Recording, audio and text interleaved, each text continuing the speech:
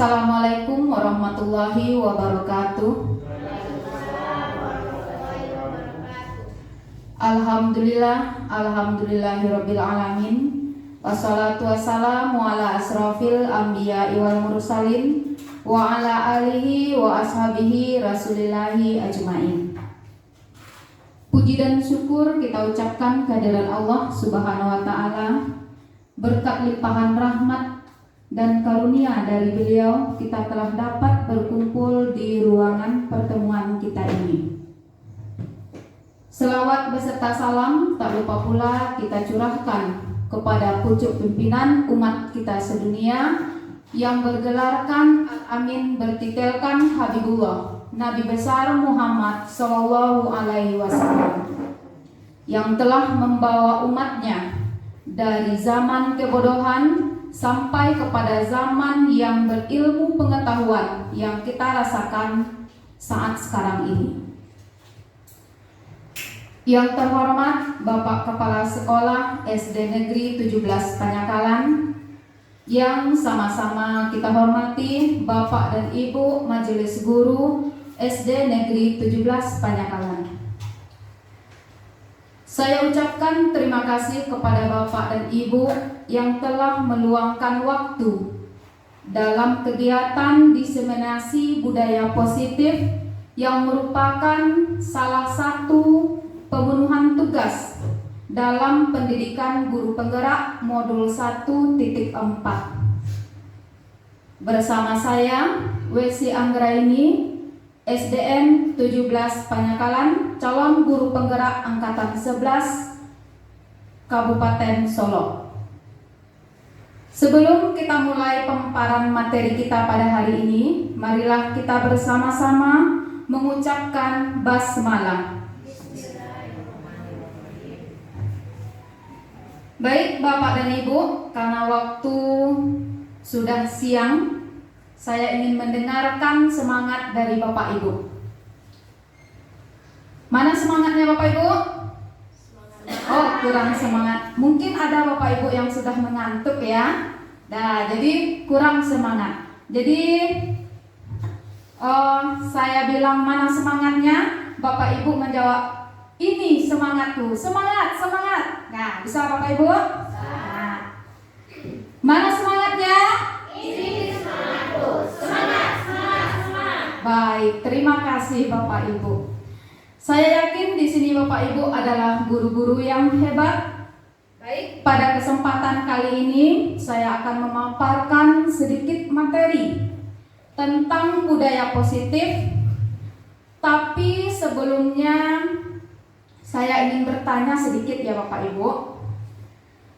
Ketika Bapak Ibu mendengar kata budaya positif, apa yang terlintas atau yang terbayang oleh Bapak Ibu di pikiran kita?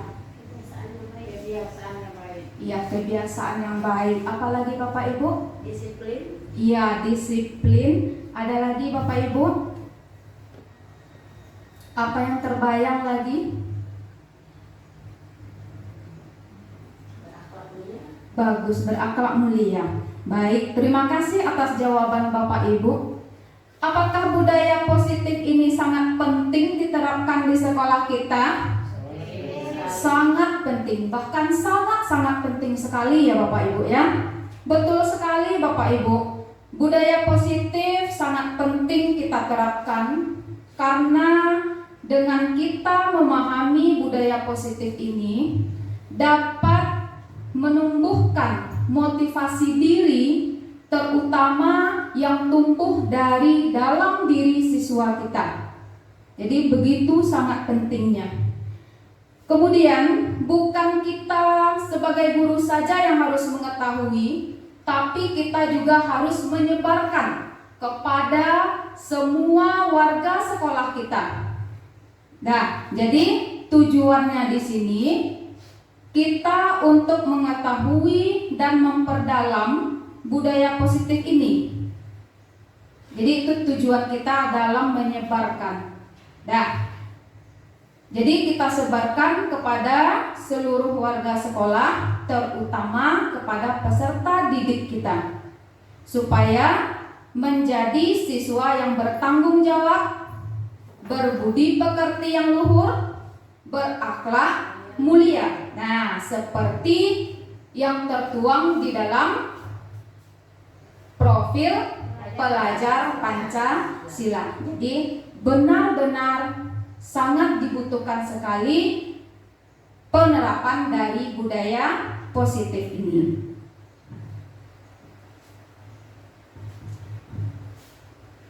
Baik Bapak Ibu.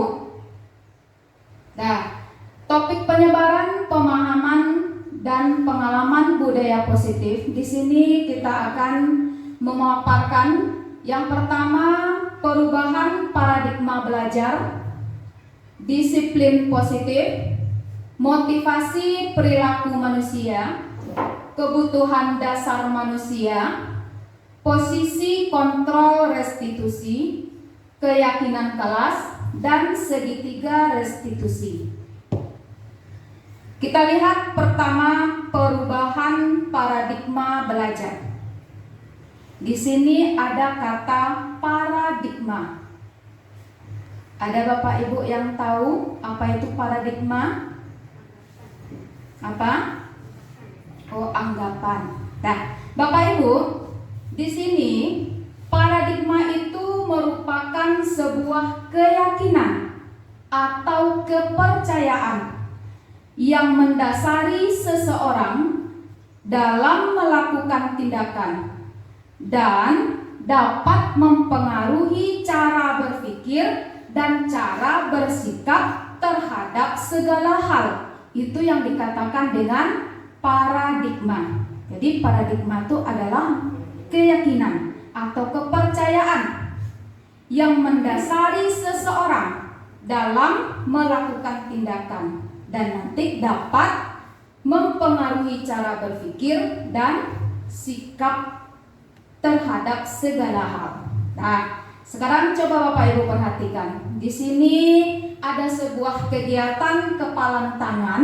Mungkin dulu di waktu kita masih kanak-kanak juga pernah kita melakukan permainan ini, permainan kepalan tangan. Di sini ada A dan B. Kita anggap A itu adalah kita, B adalah teman kita. Sobeklah secari kertas kecil, tuliskan benda atau sesuatu yang sangat berharga untuk kita. Letakkan di salah satu tangan dan genggam benda dengan segala daya. Nah, buatlah sebuah kepalan. Kemudian teman kita yang kita beri nama si B tadi akan mencoba dengan sekuat tenaganya dengan berbagai macam cara. Bisa dengan membujuk kita, bisa dengan mengancam, bisa dengan memarahi, menggoda kita, menggelitik, bahkan sampai menyuap kita, sampai dia ingin berhasil membuka dari kepalan tangan kita tadi. Pernah Bapak Ibu melakukan ini? Atau bahkan melihat anak-anak kita main seperti ini? Nah, apa yang akan terjadi Bapak Ibu? Apakah kita membuka kepalan tangan kita sendiri? Mungkin nanti hasilnya teman kita setelah kita lakukan silang gantian dengan teman kita, dia juga tidak membuka kepalan tangannya. Tadi di waktu kita juga tidak membuka kepalan tangan kita. Atau bahkan bertemu nanti jawabannya ada, kita membuka kepalan tangan kita karena kita tergoda dengan adanya suap, atau kita takut dengan dimarahi sehingga kita terpaksa untuk membuka kepalan tangan kita. Mungkin ada itu jawaban yang kita temukan. Nah, sesungguhnya dalam permainan kegiatan kepalan tangan ini, siapakah yang sebenarnya memegang kendali atau kontrol? Siapa? Bapak Ibu? kita sendiri. Betul Bapak Ibu. Jadi yang memegang kendali atau kontrol itu adalah kita sendiri. Apakah kita mau membuka kepalan tangan kita tadi, yang dimana dalam kepalan tangan kita itu merupakan hal yang berharga. Itu tergantung dari diri kita sendiri. Nah, jadi dari situ dapat kita belajar bahwa yang mengontrol diri kita itu adalah kita sendiri. Orang lain tidak bisa Bapak Ibu mengontrol diri kita.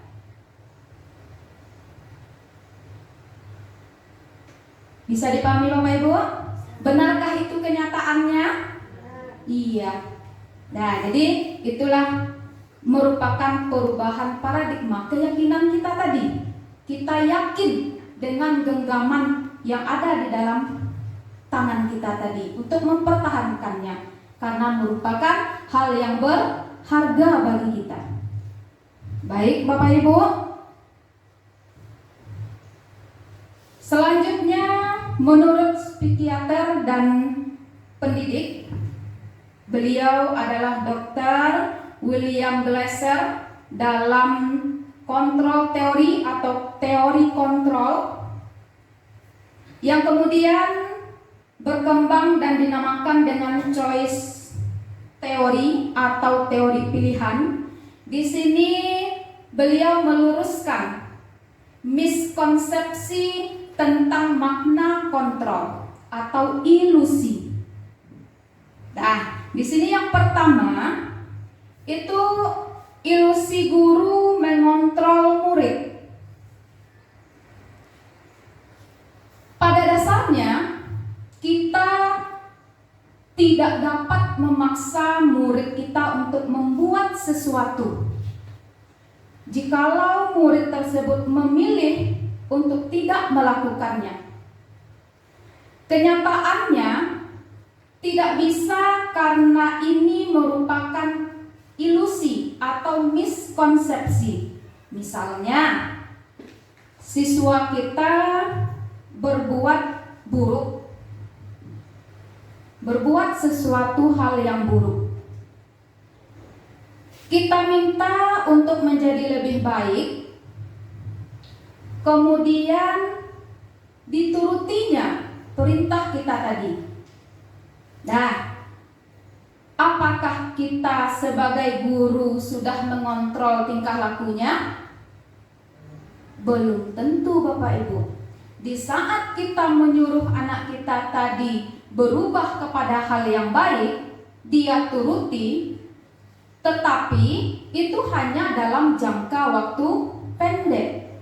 Apabila kita tidak melihatnya, kita ada di belakangnya lagi, adakah kemungkinan bisa diulang kembali tindakannya? Bisakah diulang kembali? Bisa jadi diulang kembali. Nah, jadi tingkah laku dia merubah perilakunya tadi itu hanya berasal dari dorongan dari luar atau motivasi luar, karena tadi kita yang berperan sebagai guru yang menyuruh anak kita tadi untuk memperbaiki tingkah lakunya. Jadi itu merupakan ilusi guru mengontrol murid. Dan sebenarnya kita tidak bisa mengontrol murid kita. Dan walaupun berubah, tapi apakah kita berhasil mengontrol murid kita? Belum tentu. Nah, jadi kaitannya di sini berdasarkan motivasi intrinsik yang berasal dari dalam diri sendiri, dari dalam diri siswa tersebut. Jadi kalau memang betul perubahannya itu dari dalam diri siswa, berarti berhasillah bisa merubah sikapnya ke yang lebih baik. Tapi kita sebagai guru tidak bisa mengontrol murid secara utuh, belum tentu kita berhasil, belum tentu yang dilakukannya itu sudah berubah, memang berubah dari dirinya. Nah, jadi kalau kita berhasil itu tergantung dari motivasi diri siswa tadi. Nah, itu yang pertama tentang ilusi guru mengontrol murid. Kemudian yang kedua, ilusi bahwa kritik dan membuat orang merasa bersalah dapat menguatkan karakter. Ada yang beranggapan dengan kita mengkritik, membuat orang merasa bersalah, itu akan menguatkan karakter. Itu ilusi ya Bapak Ibu. Kenapa? Ini berkaitan dengan penguatan positif, lebih ke bujukan. Di saat kita membujuk anak untuk melakukan sesuatu, anak tersebut bisa jadi dia melakukan hal yang kita mau di saat itu karena adanya bujukan dari kita.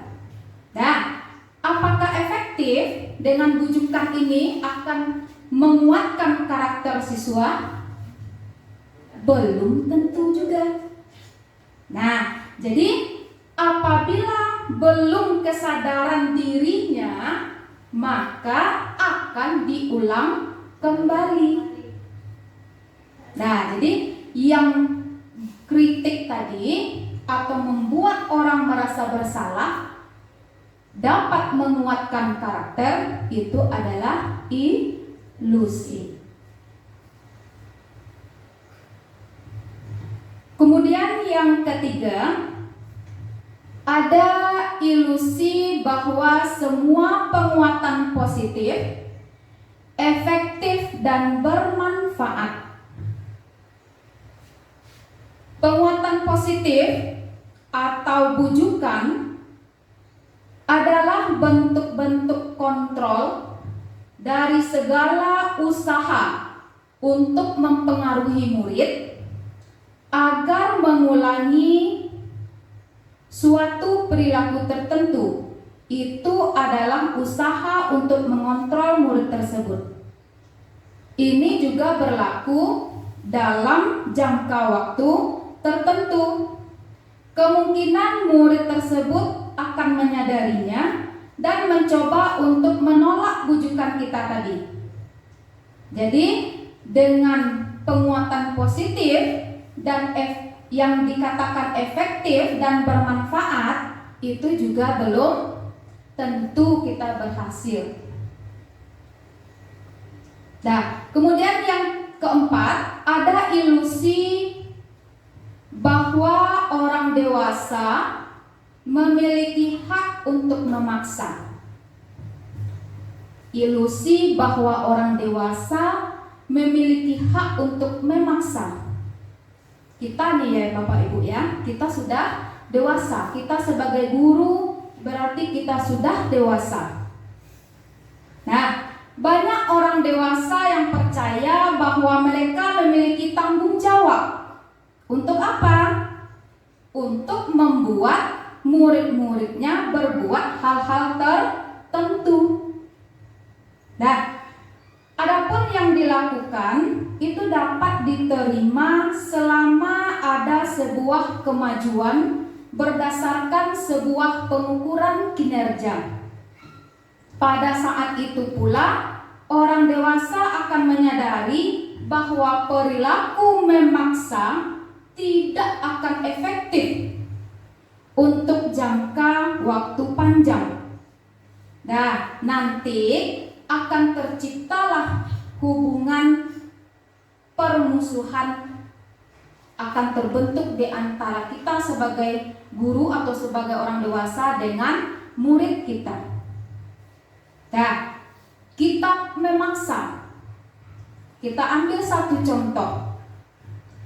Anak kita datang ke sekolah memakai sendal. Kita panggil dia, pakai sendal di hari Senin lah.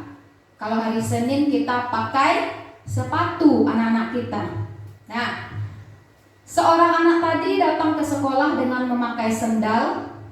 Kemudian kita panggil dia, kita tanya mengapa dia pakai sendal. Kemudian kita bersedekah untuk menyuruh anak tadi, pokoknya pakai sepatu, jemput pulang. Berarti kita memaksa. Nah, dengan adanya paksaan ini, apakah kita berhasil mendidik anak kita? Belum tentu. Dengan adanya paksaan ini, nanti akan terbentuk yang namanya permusuhan. Pasti anak kita tadi merasa jengkel. Nah, jadi kita sebagai orang dewasa memiliki hak untuk memaksa, itu merupakan ilusi atau miskonsepsi. Itulah yang diluruskan oleh Dr. William Glasser tadi dalam perubahan paradigma teori kontrol atau teori pilihan. Baik Bapak Ibu yang kami hormati. Nah, kita lanjut dengan perubahan paradigma stimulus respon, teori kontrol atau teori pilihan. Di sini kita ada mengenal stimulus respon, kemudian ada teori kontrol atau pilihan. Untuk stimulus respon itu cenderung melihat perilaku seseorang sebagai reaksi langsung, tidak efektif dalam jangka panjang, serta bisa membuat seseorang menjadi patah semangat. Itu kalau untuk stimulus respon. Jadi cenderung kita melihat perilaku seseorang itu sebagai reaksi langsung. Apa yang kita lihat berarti itu anggapan kita langsung. Nah, sementara untuk teori kontrol atau pilihan itu selaku bisa berpikir dan menerapkan sikap positif sehingga memberikan dampak positif dalam jangka panjang. Jadi di sini kita selalu bisa berpikir dan menerapkan sikap positif. Nah, mari kita bedakan. Baik Bapak Ibu, dalam stimulus respon kita mencoba mengubah orang agar berpandangan sama dengan kita. Untuk teori kontrolnya, kita berusaha memahami pandangan orang lain tentang dunia. Seperti yang sudah kita pahami tadi, bahwa kita tidak bisa mengubah pandangan orang lain. Nah, apa yang bisa kita lakukan? Kita itu bisa memahami pandangan orang lain tentang dunia. Kita bisa memahaminya. Kita tidak bisa mengubahnya. Nah, itu salah satu perbedaan stimulus respon dengan teori kontrol atau teori pilihan. Kemudian yang kedua, perilaku buruk dilihat sebagai suatu kesalahan. Perilaku buruk dilihat sebagai suatu kesalahan. Di saat anak didik kita berbuat hal-hal yang buruk, berarti kita menganggapnya itu adalah merupakan suatu kesalahan.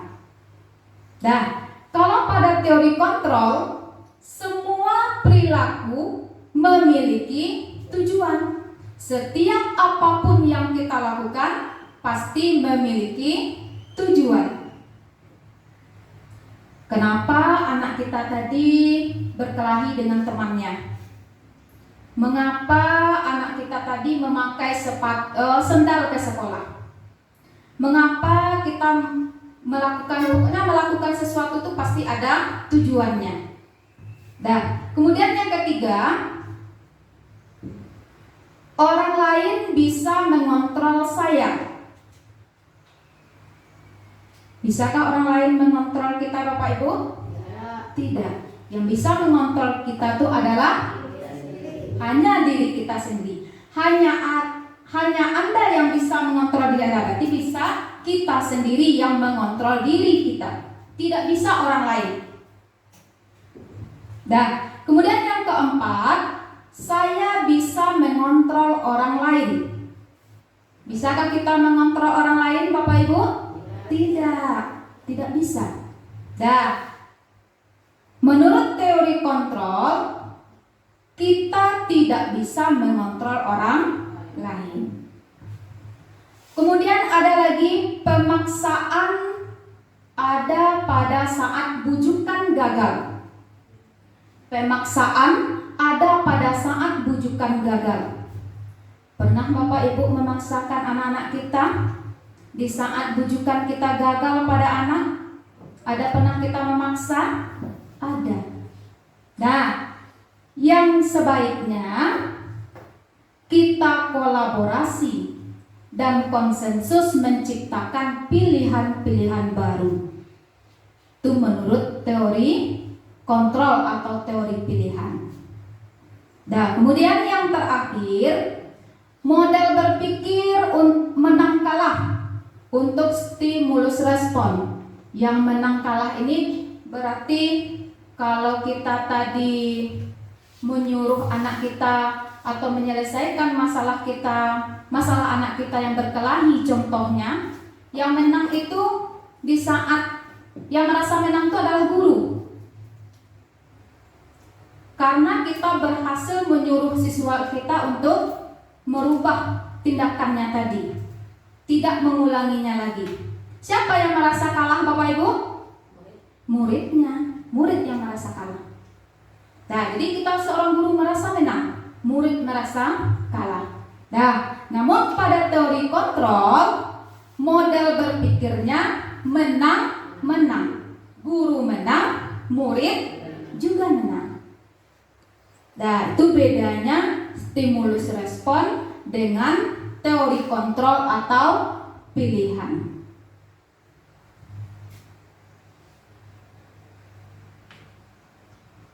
Dan kemudian kita lanjut yang kedua, itu tentang disiplin positif.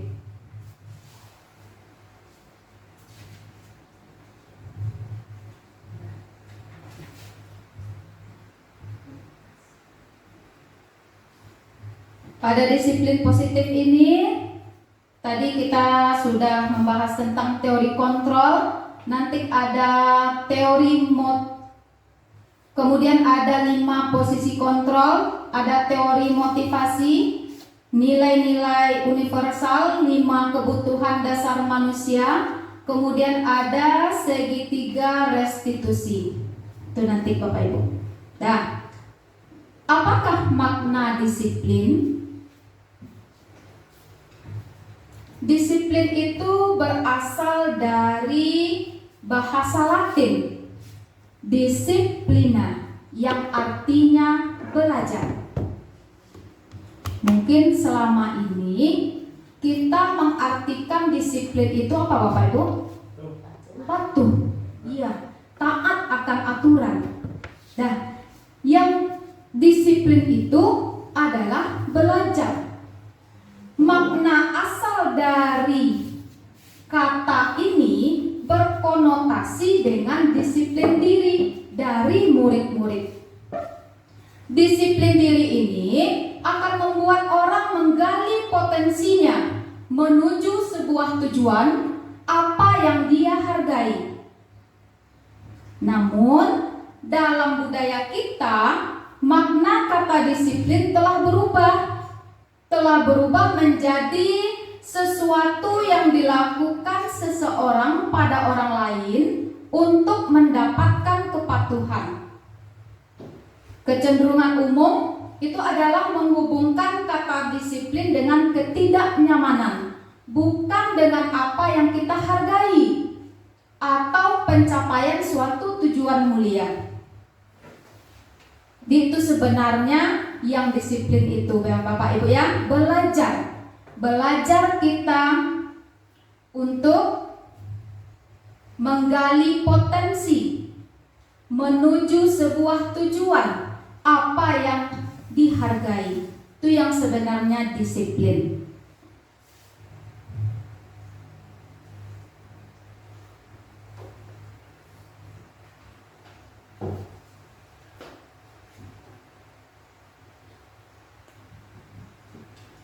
Dalam melaksanakan disiplin positif ini, disiplin positif berarti kita mengontrol diri kita dengan menggunakan nilai-nilai atau prinsip-prinsip. Nah, jadi menggunakan nilai atau prinsip. Nilai di sini itu adalah nilai-nilai mulia yang dianut seseorang. Nilai mulia inilah yang disebut dengan nilai kebajikan universal. Nilai-nilai kebajikan adalah sifat-sifat positif manusia yang merupakan tujuan mulia yang ingin dicapai setiap individu. Itu yang disebut dengan nilai-nilai kebajikan. Nilai-nilai kebajikan tersebut bersifat universal dan lintas bahasa, suku, bangsa, agama, maupun latar belakang. Jadi setiap perilaku atau perbuatan yang dilakukan itu memiliki tujuan. Ada tujuannya.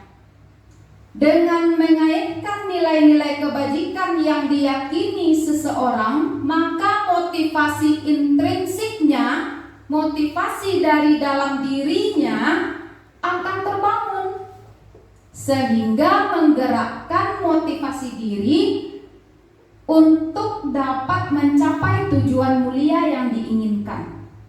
Jadi itu yang nilai-nilai kebajikan tadi. Nah, seperti dalam kurikulum Merdeka kita, itu anak-anak bangsa kita diharuskan untuk memiliki nilai-nilai kebajikan. Nilai-nilai kebajikan yang harus dicapai. Apa nilainya Bapak Ibu? Itu dia. Nilai profil pelajar Pancasila. Ada berapa dimensinya Bapak Ibu? Ada 6.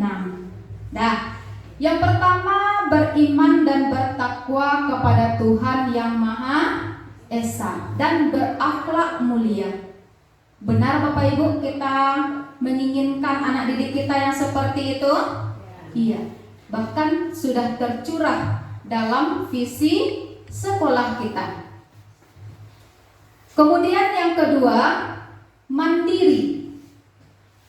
Memiliki siswa yang mandiri.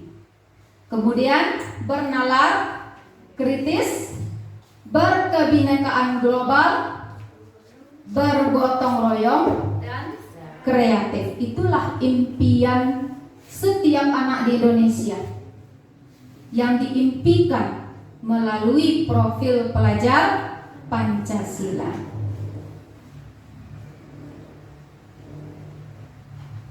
Nah, baik Bapak Ibu, kita lanjut pada motivasi perilaku manusia.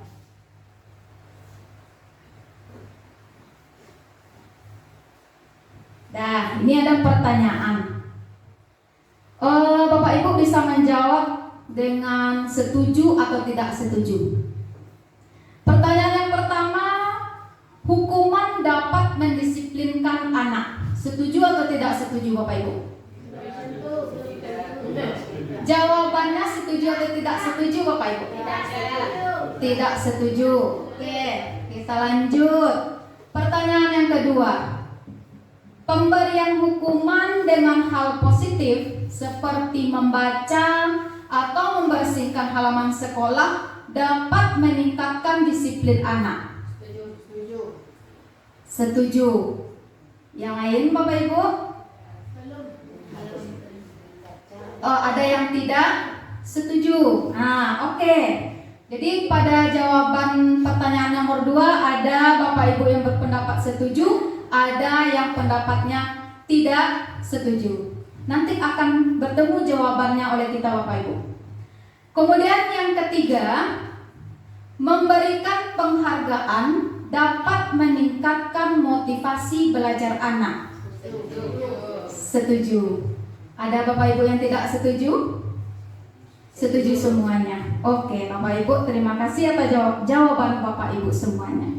Dan nanti kita akan menemukan bersama-sama apa jawaban dari 3 pertanyaan kita ini. Berdasarkan teori motivasi perilaku manusia, terdapat 3 motivasi perilaku manusia. Di sini yang pertama, untuk menghindari ketidaknyamanan atau hukuman. Ini adalah tingkat motivasi perilaku manusia yang terendah. Biasanya orang yang motivasi perilakunya untuk menghindari ketidaknyamanan atau hukuman ini akan bertanya, apa pertanyaannya? Nah, apa yang akan terjadi apabila saya tidak melakukannya? Apa yang akan terjadi apabila saya tidak melakukannya? Sebenarnya mereka sedang menghindari permasalahan yang mungkin muncul dan berpengaruh pada diri mereka, baik secara fisik maupun secara psikologis. Itu motivasi yang pertama. Karena untuk menghindari ketidaknyamanan atau hukuman. Motivasi ini merupakan motivasi eksternal, motivasi yang datang dari luar, bukan dari dalam dirinya sendiri.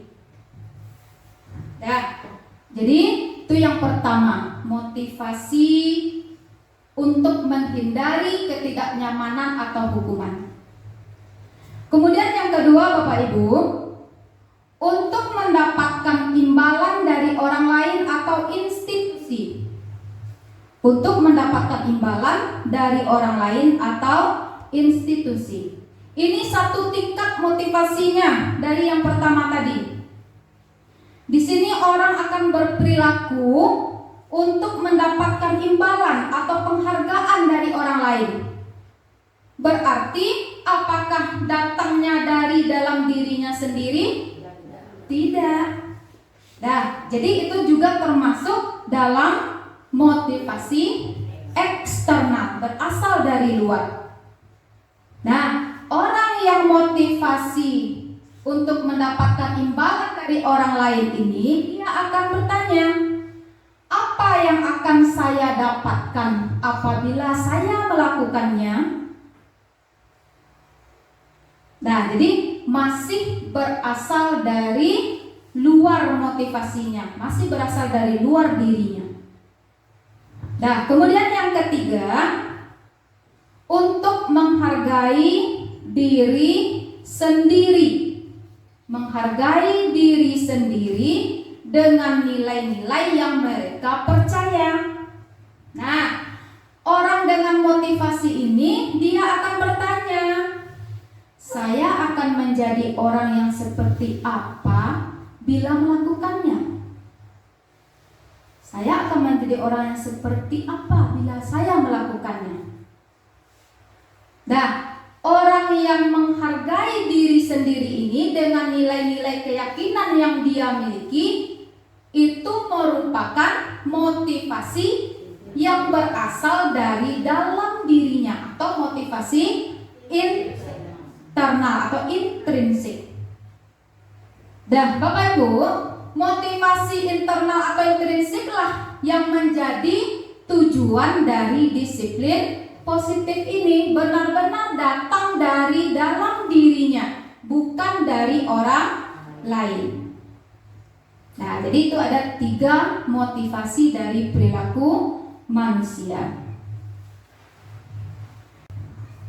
Nah, seperti sekarang ini kita mengenal tuh murid-murid kita adalah murid-murid yang merdeka dalam belajar, di mana kita guru berpihak kepada murid, kita sebagai guru menuntun murid tersebut sesuai dengan kodratnya, baik itu kodrat alam maupun kodrat zaman. Yang kodrat alam itu sesuai dengan lingkungan mereka tempat tinggalnya. Yang kodrat zaman itu sesuai dengan perubahan zaman, perkembangan zaman. Nah, jadi merdeka di sini menurut Ki Hajar Dewantara, merdeka itu artinya tidak hanya terlepas dari perintah, akan tetapi juga cakap buat memerintah diri sendiri. Itu yang dikatakan merdeka menurut Ki Hajar Dewantara. Nah, di sini ada dihukum oleh penghargaan.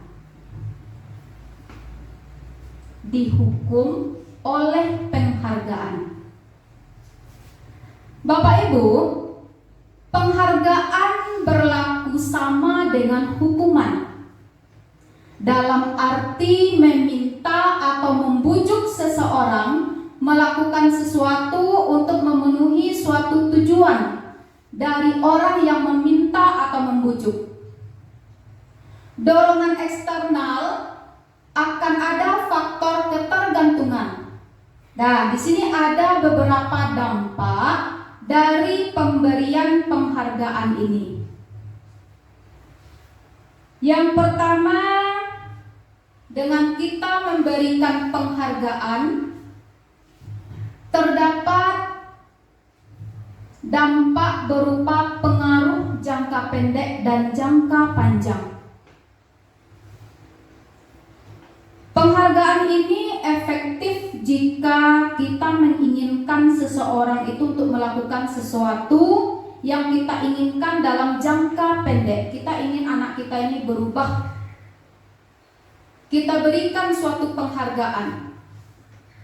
Itu hanya berlaku untuk jangka pendek. Belum tentu anak kita ini berlaku untuk jangka panjang. Karena tadi dia mengharapkan penghargaan. Nah, kemudian penghargaan itu sifatnya menghukum. Ada loh Bapak Ibu, penghargaan itu yang menghukum. Mungkin selama ini kita berpikir dengan memberikan penghargaan kepada anak-anak kita itu merupakan sebuah motivasi. Nah, ternyata penghargaan itu juga dapat menghukum. Nah, menghukum bagaimana? Menghukum mereka yang tidak mendapatkan penghargaan. Nah, misalnya kita membuat sistem ranking. Anak yang mendapatkan ranking 2 itu mereka akan merasa terhukum.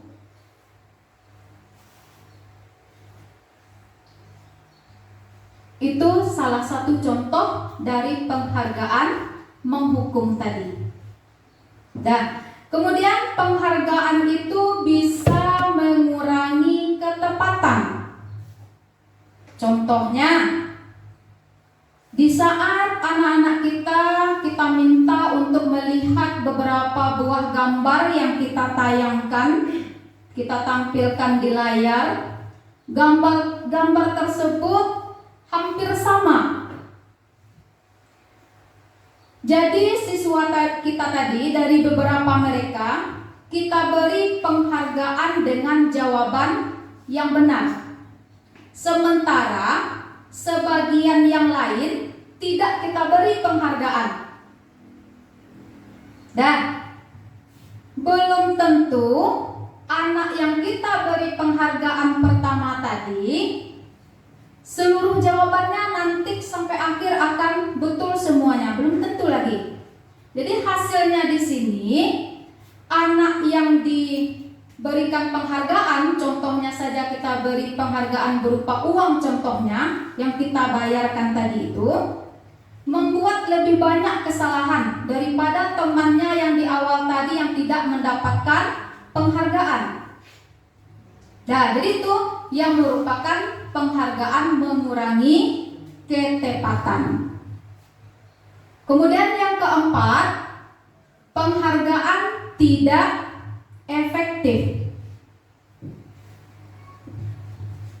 Jika saya mengharapkan suatu penghargaan dan tidak mendapatkannya, tidak berhasil kita mendapatkan penghargaan tersebut, maka saya akan merasa kecewa. Saya mungkin lain kali tidak akan berusaha sekeras usaha yang sebelumnya, karena di awalnya tadi kita tidak mendapatkan penghargaan. Jadi dengan memberikan penghargaan kepada siswa kita juga tidak efektif. Nah, kemudian yang kelima, penghargaan merusak hubungan. Apa contohnya Bapak Ibu? Penghargaan yang bisa merusak hubungan.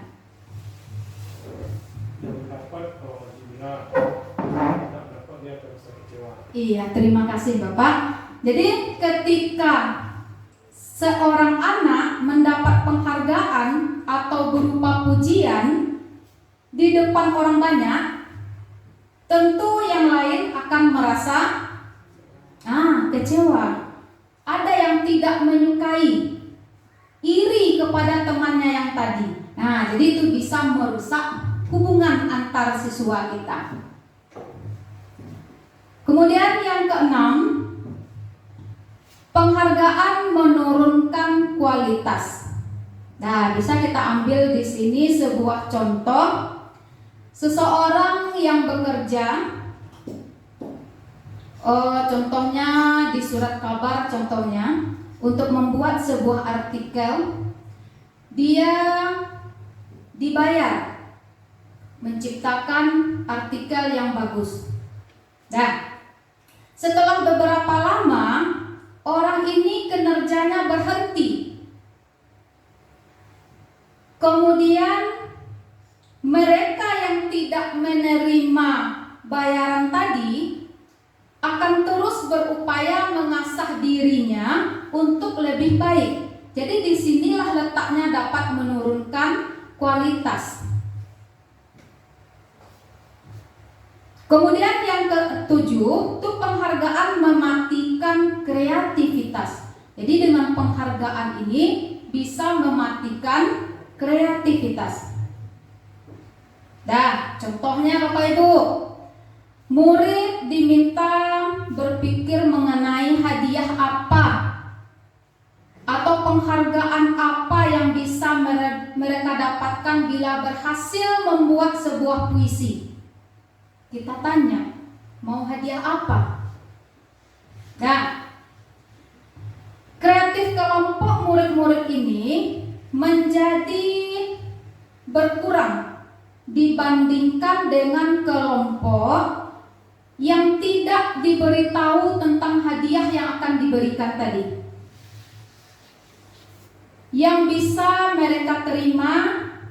Jadi di sini penelitiannya menunjukkan pekerjaan yang dihasilkan oleh siswa yang menginginkan penghargaan tadi atau hadiah tadi itu akan kurang kreatif dibandingkan dengan anak yang tidak kita janjikan, kita minta untuk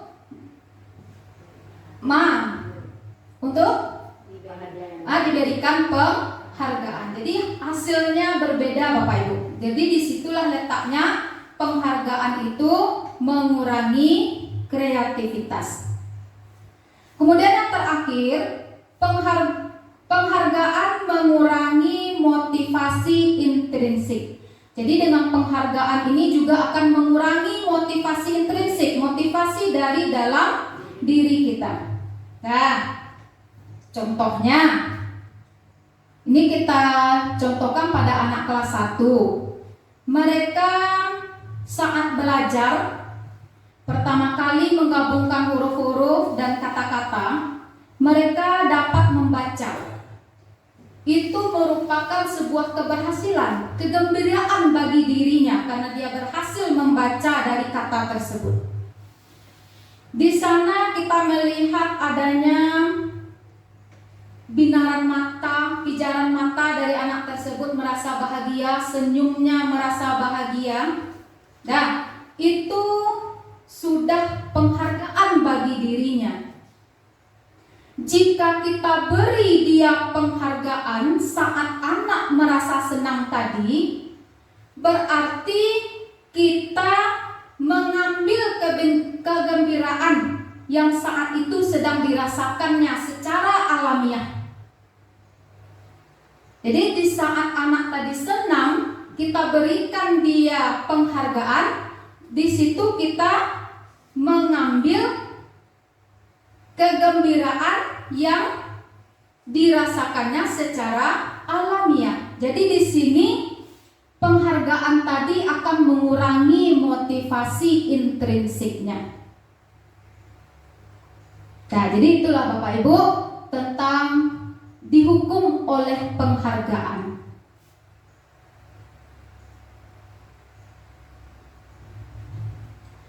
Baik Bapak Ibu, bentuk program kebajikan atau apresiasi yang bisa kita lakukan itu dalam memberikan apresiasi atau pengakuan perlu diingat beberapa hal. Yang pertama, beri pengakuan secara khusus, kemudian beri pengakuan secara pribadi, beri pengakuan kepada semua murid, bisa kita lakukan secara bergantian. Kemudian beri pengakuan secara konsisten, fokus pada proses. Jadi itu beberapa bentuk program kebajikan atau apresiasi yang bisa dilakukan. Nah, di sini ada contoh pengakuan atau apresiasi kebajikan. Di sini ada pembuka, nilai kebajikan, dan situasi. Untuk pembuka, kemarin saya perhatikan apa nilai kebajikannya? Rasa empatimu besar sekali. Situasinya pada saat menolong murid baru di kelas kita. Kemudian pembuka saya menghargai nilai kebajikannya, kepedulianmu. Situasi di saat itu pada saat kamu membantu teman-temanmu di tugas kelompok. Nah, itu beberapa contoh pengakuan atau apresiasi kebajikan. Nah, sekarang kita akan menentukan apakah ini berupa hukuman atau konsekuensi. Nah, kira-kira Bapak Ibu, yang nomor 1, mencatat 100 kali di dalam buku kalimat "saya tidak akan terlambat lagi karena terlambat ke sekolah." Itu merupakan hukuman. Kemudian yang kedua, lari mengelilingi lapangan basket 2 kali karena terlambat hadir di sekolah. Hukuman, sepakat kita hukuman? Ya, kita lanjut. Murid diminta untuk push up 15 kali karena tidak menggunakan masker ke sekolah. Hukuman. Lanjut yang keempat. Bapak Ibu, ada yang berpendapat konsekuensi? Ya, ada. Berarti ada yang mengatakan hukuman, ada yang berpendapat konsekuensi. Yang keempat, menggantikan kertas tugas teman yang telah dicoret-coret. Konsekuensi. Yang kelima, membersihkan tumpahan air di meja tulis karena tersenggol pada saat belajar. Konsekuensi. Murid disuruh untuk tidak mengenakan sepatu seharian di sekolah karena tidak mengenakan sepatu hitam. Apa ya Bapak Ibu? Hukuman. Kemudian lari mengelilingi lapangan basket 2 kali karena terlambat 10 menit untuk pelajaran PJOK. Hukuman apa konsekuensi? Lari mengelilingi lapangan basket 2 kali karena terlambat 10 menit untuk pelajaran PJOK. Ada yang menjawab konsekuensi, ada yang menjawab hukuman. Mari kita lihat Bapak Ibu.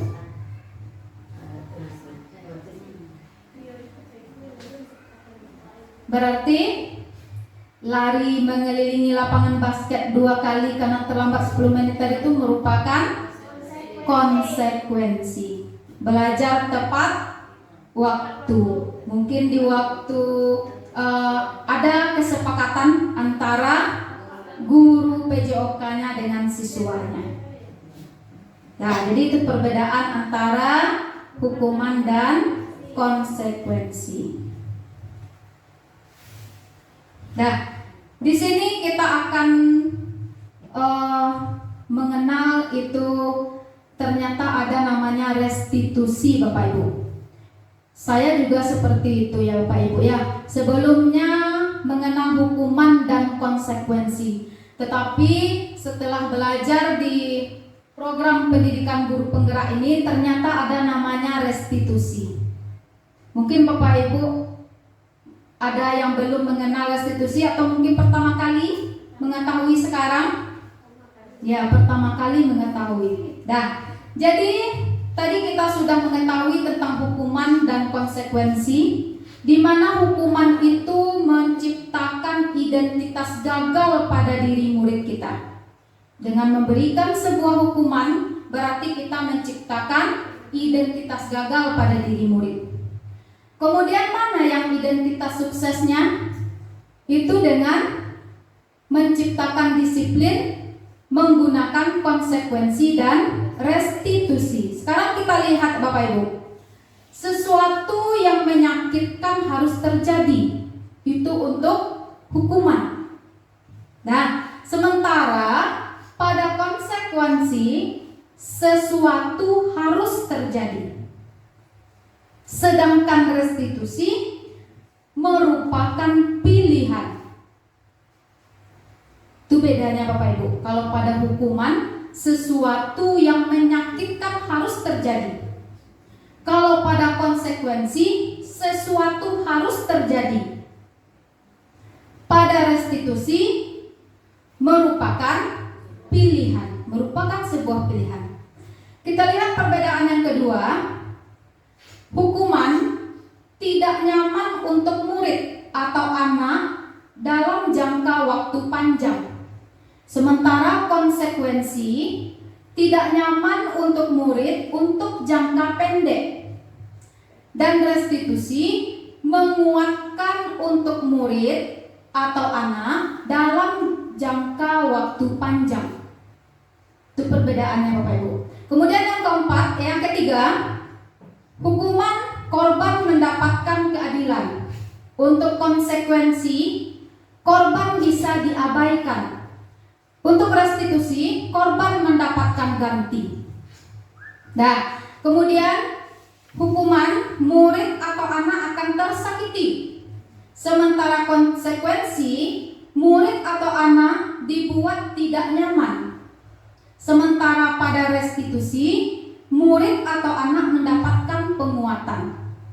Nah, Bapak Ibu, jadi sebenarnya apa itu restitusi? Proses menciptakan kondisi bagi murid untuk memperbaiki kesalahan mereka sehingga mereka dapat kembali ke kelompok mereka dengan karakter yang lebih kuat. Itu yang dikatakan dengan restitusi. Nah, restitusi itu juga merupakan proses kolaboratif yang mengajarkan murid untuk mencari solusi atas masalah mereka dan membantu murid untuk berpikir ingin menjadi orang seperti apa mereka, bagaimana mereka memperlakukan orang lain. Jadi itu yang dikatakan dengan restitusi. Nah, kemudian kita lanjut Bapak Ibu tentang kebutuhan dasar manusia. Kebutuhan dasar manusia itu adalah segala sesuatu yang kita lakukan untuk mendapatkan apa yang kita inginkan. Seluruh tindakan yang kita lakukan memiliki tujuan tertentu, dan semua usaha terbaik yang kita lakukan adalah dalam rangka agar kebutuhan dasar kita terpenuhi dengan baik. Itu yang dikatakan dengan kebutuhan dasar manusia. Kebutuhan dasar manusia itu ada 5. Nah, yang pertama kebutuhan bertahan hidup atau yang disebut dengan kebutuhan survival. Kemudian yang kedua, kasih sayang dan rasa diterima. Yang ketiga, penguasaan. Yang keempat, kebebasan. Yang kelima, kesenangan. Jadi itu ada 5 kebutuhan dasar kita sebagai manusia. Nah, untuk yang bertahan hidup itu merupakan bersifat fisiologis seperti kesehatan, rumah, makan, merasa aman, juga kebutuhan biologis kita. Itu termasuk kebutuhan bertahan hidup. Nah, kemudian ada lagi kebutuhan kasih sayang dan rasa diterima. Di sini terhubung dengan orang lain, dengan teman, baik dengan keluarga. Nah, sebagai guru kita bisa menerima murid dalam kondisi apapun dan memiliki ikatan emosional satu sama lain. Itu yang kebutuhan kasih sayang dan rasa diterima. Kebutuhan kita yang ketiga adalah kebutuhan akan kebebasan. Kebebasan di sini bukan berarti membiarkan, tetapi lebih memberikan kesempatan memilih pilihan dan mencoba hal-hal yang baru. Itu yang kebutuhan akan kebebasan. Nah, kebutuhan akan kesenangan atau fun. Di sini kita sebagai manusia juga membutuhkan kesenangan. Kebutuhan mencari kesenangan bisa dengan bermain, bisa dengan tertawa, bisa dengan pergi refreshing. Itu merupakan kebutuhan kesenangan kita. Kebutuhan kalau untuk anak-anak kita, nah, senang dia berada di kelas. Kegiatan apapun di kelas disenanginya. Nah, jadi itu yang kebutuhan akan kesenangan. Kemudian ada lagi kebutuhan penguasaan atau power. Di sini murid butuh merasa diakui prestasinya, diakui pencapaian kompetensinya, didengarkan dan memiliki rasa harga diri. Nah, jadi itu diberi kesempatan untuk membuat keputusan hal penting dalam hidupnya. Mereka selalu ingin menjadi pemimpin dan merasa kecewa ketika melakukan kesalahan. Nah, di sini ada sebuah contoh tindakan.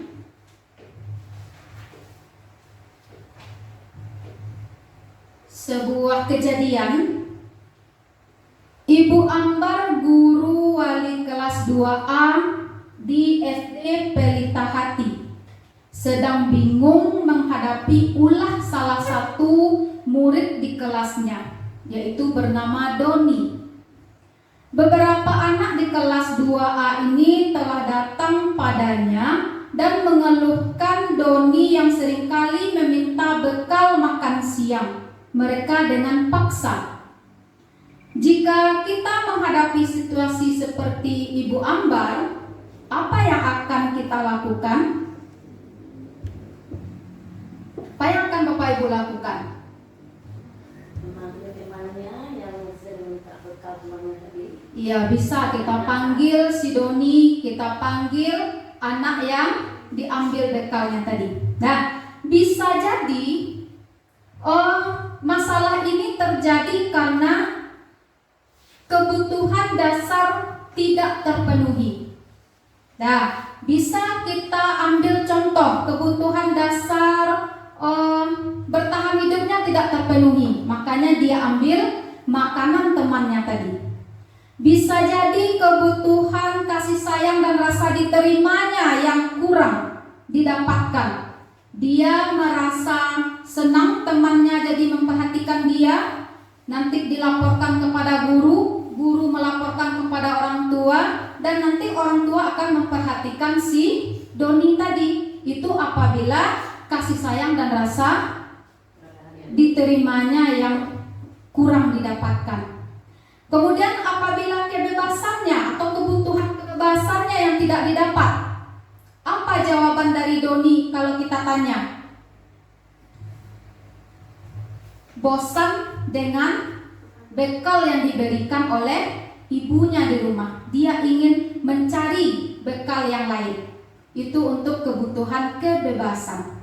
Kemudian kalau untuk kesenangan, mungkin si Doni menjawab dia iseng. Dia iseng saja. Ia menikmati ekspresi wajah-wajah temannya yang katanya lucu. Bisa jadi itu jawaban si Doni.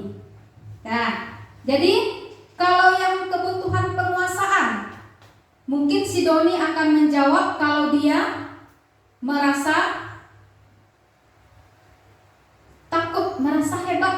Dia merasa hebat, sehingga temannya merasa takut. Nah, menuruti keinginannya, berarti itu adalah kebutuhan penguasaannya yang dilaksanakan oleh Doni tadi. Dan kemudian ada 5 posisi kontrol restitusi. Di sini ada yang pertama, kita sebagai penghukum. Kemudian ada pembuat orang merasa bersalah, ada sebagai teman, ada posisi kita sebagai pemantau, kemudian ada lagi posisi kita sebagai manajer. Nah, kira-kira Bapak Ibu, dari 5 posisi kontrol ini, di posisi mana kita Bapak Ibu? Mungkin kita ada di posisi penghukum. Pernah ya Bapak Ibu ya? Saya sendiri pun pernah di posisi penghukum. Mungkin kita di posisi membuat orang merasa bersalah. Bisa jadi kita berada pada posisi teman atau sebagai pemantau. Nah, di sini di antara 5 posisi kontrol ini, mana yang paling baik? Nah, itu adalah posisi kontrol. Jadi untuk penghukum, guru itu berbuat menghardik, menunjuk-nunjuk, menyakiti, menyindir. Kalau kita sebagai pembuat orang merasa bersalah, itu kita itu akan berbuat berceramah dan mengatakan seharusnya kamu seperti ini. Kemudian ibu kecewa dengan tindakan Ananda tadi. Itu merupakan pembuat orang merasa bersalah. Kemudian sebagai teman, guru berbuat dengan membuatkan alasan-alasan untuk muridnya. Kalau sebagai pemantau, menghitung dan mengukur dari tindakan yang dilakukan oleh murid kita tadi. Nah, kalau untuk sebagai manajer, kita mengajukan pertanyaan-pertanyaan. Itu yang 5 posisi kontrol tadi. Nah, kemudian untuk perkataan, guru berkatanya, kalau pada penghukum, itu guru akan berkata, kalau kamu tidak melakukannya, awas ya, rasakan. Itu kita sebagai penghukum. Nah, kalau pembuat orang merasa bersalah, kamu seharusnya kamu sudah tahu ibu lelah sekali mengatakannya ibu stres, itu termasuk pembuat orang merasa bersalah. Kemudian kalau untuk sebagai teman, ayolah lakukan demi ibu. Nah, itu namanya kita sebagai teman. Masa kamu tidak mau? Ingat tidak ibu pernah bantu itu. Nah, itu namanya kita sebagai teman. Untuk pemantau, apa peraturannya? Kita tanyakan kepada murid kita. Nah, sementara untuk manajer, apa yang kita yakini? Apa yang bisa kamu kerjakan untuk memperbaiki masalah ini? Itu posisi kita sebagai manajer. Mungkin selama ini Bapak Ibu juga sudah ada yang melaksanakan sebagai manajer ini, namun kita mungkin belum tahu posisi kita itu sebagai apa. Semuanya ini pasti kita sudah lalui. Sebagai penghukum sudah, pembuat orang merasa bersalah, teman, pemantau, manajer. Nah, jadi sebaiknya kita menggunakan posisi manajer. Nah, sekarang kita lihat Bapak Ibu. Saya kecewa sekali dengan kamu. Membuat orang merasa bersalah. Membuat orang merasa bersalah. Kamu tidak pernah benar melakukannya. Membuat orang bersalah juga. Ayolah lakukan demi ibu.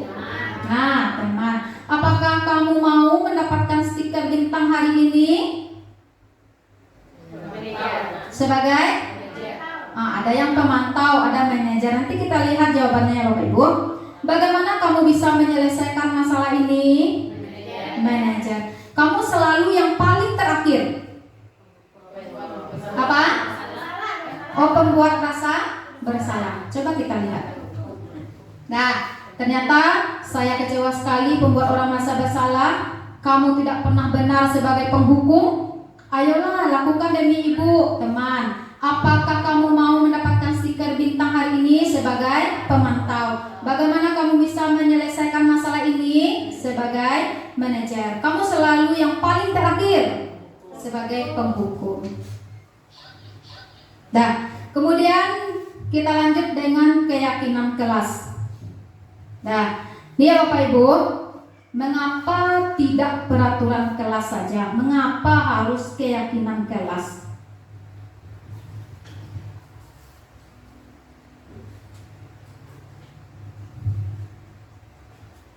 Kalau peraturan kelas itu bisa saja dibuat oleh guru sendiri. Jika melanggar, siswa merasa dihukum. Itu kalau peraturan kelas. Nah, sementara keyakinan kelas itu kesepakatan yang dibuat bersama guru dan murid. Apabila murid melanggar, mereka tidak merasa kena hukum karena ini sudah merupakan kesepakatan. Nah, sehingga ada kata sepakat dan lebih fokus pada nilai-nilai positif yang ingin dituangkan. Nah, jadi sama seperti mengapa kita memiliki peraturan harus menggunakan helm bila mengendarai kendaraan roda 2. Kenapa? Agar aman. Agar apa lagi? Agar tidak tertangkap polisi. Agar menjaga keselamatan kita. Itu nilai-nilai yang kita punya. Kalau agar tidak tertangkap polisi berarti datangnya dari luar, eksternal. Tetapi kalau demi keselamatan kita berarti datangnya dari dalam diri kita sendiri. Nah, jadi untuk mendukung motivasi intrinsik, kembali ke nilai-nilai atau keyakinan yang lebih menggerakkan seseorang dibandingkan mengikuti serangkaian peraturan. Nah, jadi awalnya pada peraturan kelas ini bisa diciptakan, kita ubah menjadi keyakinan kelas. Bagaimana mengubahnya Bapak Ibu?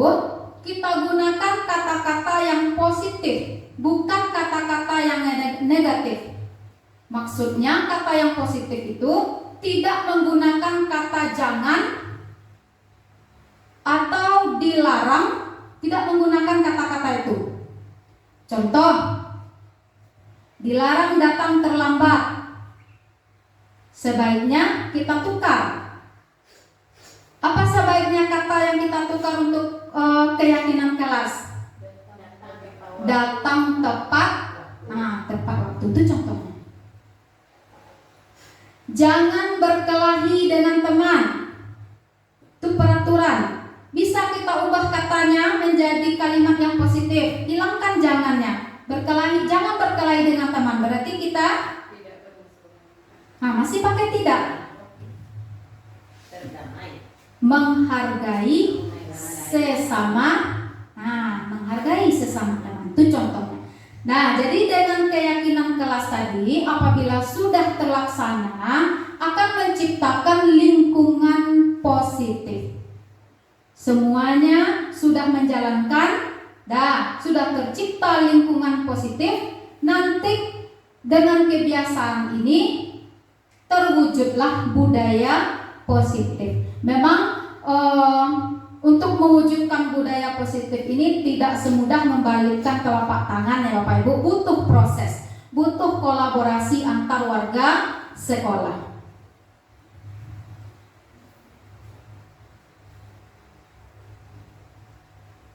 Nah, di sini ada prosedur pembentukan keyakinan kelas. Yang pertama, kita curah pendapat dulu tentang peraturan yang perlu disepakati di kelas. Kita minta kepada anak-anak itu bisa kita tuliskan pada sebuah kertas, nanti ditempel ke depan ke papan tulis. Nah, itu yang curah pendapat. Kita minta pendapat dari anak-anak dulu. Kemudian mencatat semua masukan murid. Yang ketiga, susun keyakinan kelas sesuai prosedur. Gantilah kalimat berbentuk negatif menjadi positif. Mungkin anak kita ada yang membuatnya tidak boleh berkelahi dengan teman. Kita ganti dengan kalimat yang positif.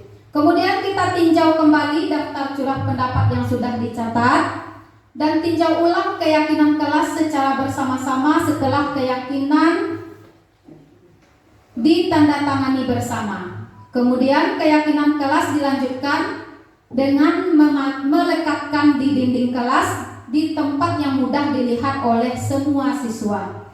Nah, ini dokumentasi dari pelaksanaan keyakinan kelas yang sudah saya lakukan. Ada curah pendapatnya, menerima masukan pendapat murid, kemudian mengganti kalimat negatif menjadi kalimat positif, menyepakati keyakinan kelas, kemudian ditandatangani oleh siswa, dan terakhir keyakinan kelas dipajang. Nah, baik Bapak Ibu, ini yang terakhir, segitiga restitusi.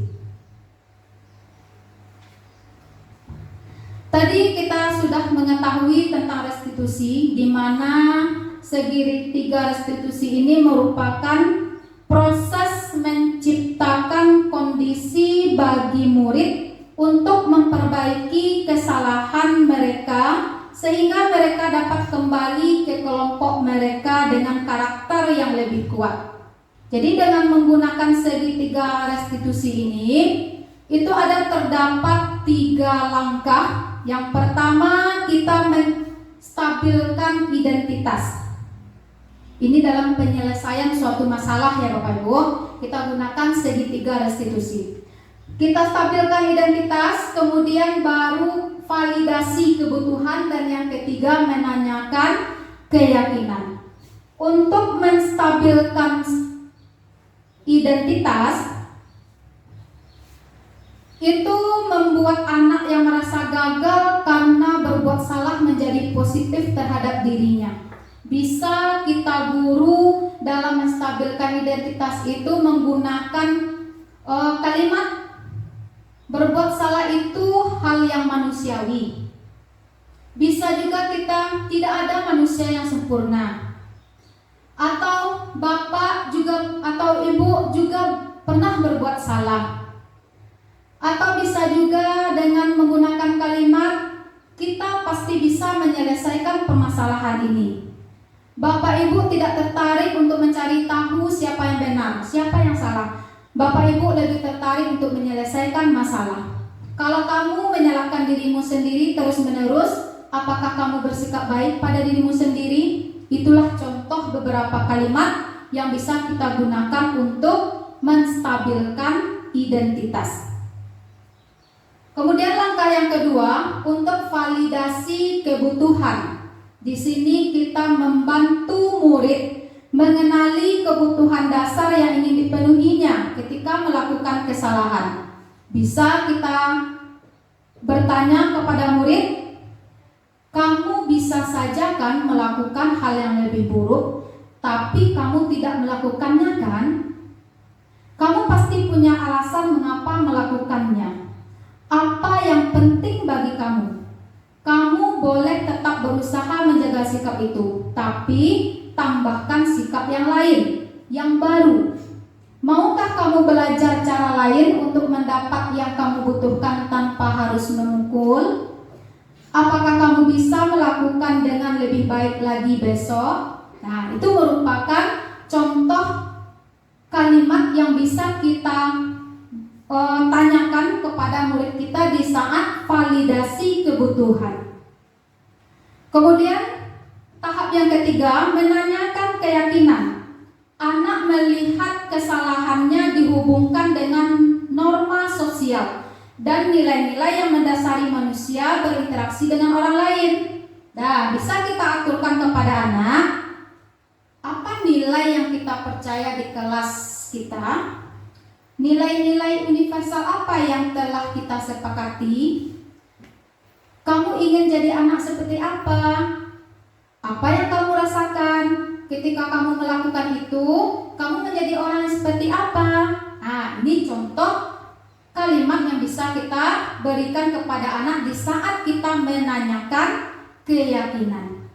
Jadi itu ada 3 langkahnya tadi dalam menyelesaikan masalah dengan menggunakan segitiga restitusi. Nah, baik Bapak Ibu,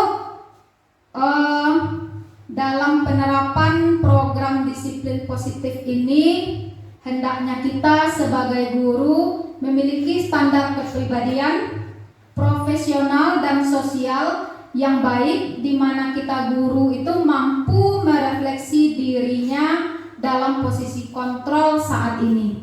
Bagaimana perjalanan diri kita sebagai among, sebagai penuntun atau manajer yang menuntun murid-murid menjadi insan yang mandiri, merdeka dan bertanggung jawab. Jadi itu yang diharapkan. Nah, dari pemaparan tadi, apa ada Bapak Ibu yang mau ditanyakan?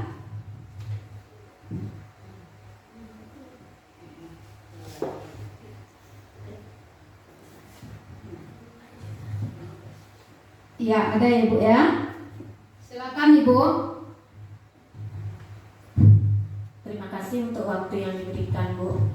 Dari penjelasan Ibu tadi bahwa sebuah masalah bisa itu dicarikan jalan keluarnya melalui segitiga restitusi. Di pertanyaannya, apakah semua masalah bisa dicarikan penyelesaiannya melalui segitiga restitusi? Terima kasih. Ya, terima kasih Ibu atas pertanyaannya. Tadi kita membahas tentang segitiga restitusi yang digunakan untuk memecahkan suatu masalah. Kira-kira bagaimana Bapak Ibu? Nah, segitiga restitusi itu merupakan salah satu pendekatan disiplin positif untuk menyelesaikan permasalahan siswa terkait pelanggaran aturan. Jadi pendekatan ini menekankan pada dialog, tanggung jawab, pemulihan. Jadi sebelum melakukan pendekatan restitusi ini, pendidik seharusnya sudah menegakkan dulu keyakinan kelas dan konsekuensi. Namun apabila keyakinan kelas dan konsekuensi ini tidak efektif, maka baru kita beranjak pada restitusi. Nah, tadi pertanyaan Ibu, apakah semua masalah bisa dengan menggunakan segitiga restitusi. Nah, penting untuk diingat bahwa segitiga restitusi itu tidak selalu tepat untuk semua kasus. Nah, karena segitiga restitusi mungkin tidak dapat menyelesaikan masalah secara tuntas, khususnya untuk pelanggaran yang berat seperti kekerasan fisik atau kerusakan yang tidak dapat diperbaiki. Jadi di sini diperlukan intervensi yang lebih tegas dan terstruktur. Nah, jadi untuk memastikan keamanan dan ketertiban yang ada di sekolah kita ini, itu alasan yang pertamanya.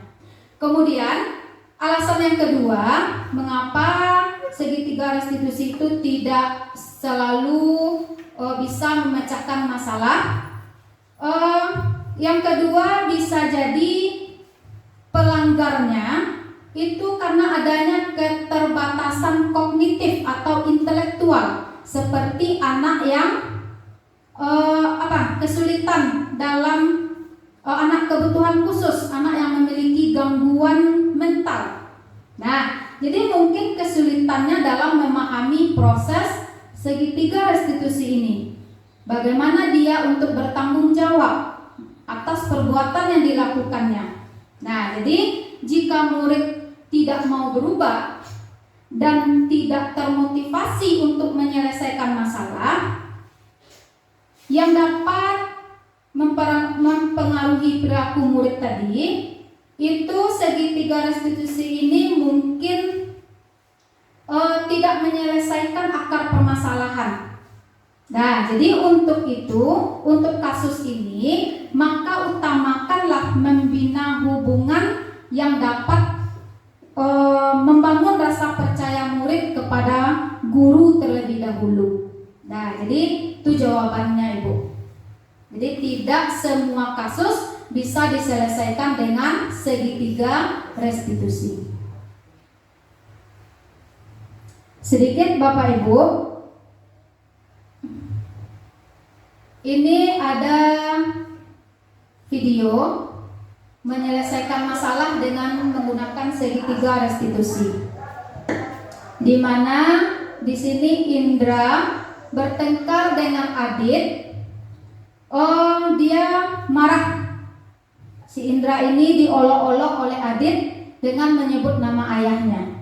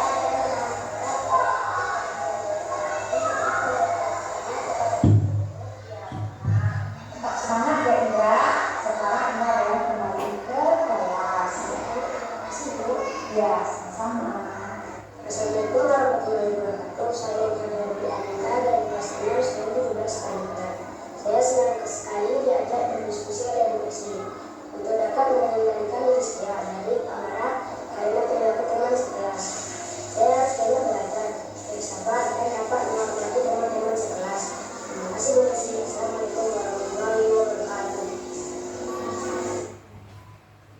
jadi itu ya Bapak Ibu ya, contoh menyelesaikan masalah dengan menggunakan segitiga restitusi. Baik Bapak Ibu, demikian pemaparan diseminasi saya pada hari ini. Mudah-mudahan apa yang disampaikan dan diterima terutama bagi saya sendiri dapat menjalankan atau melaksanakan dengan sebaik-baiknya. Terima kasih atas perhatian Bapak Ibu semuanya dan waktunya. Saya akhiri dengan wabillahi taufiq wal hidayah. Wassalamualaikum warahmatullahi wabarakatuh.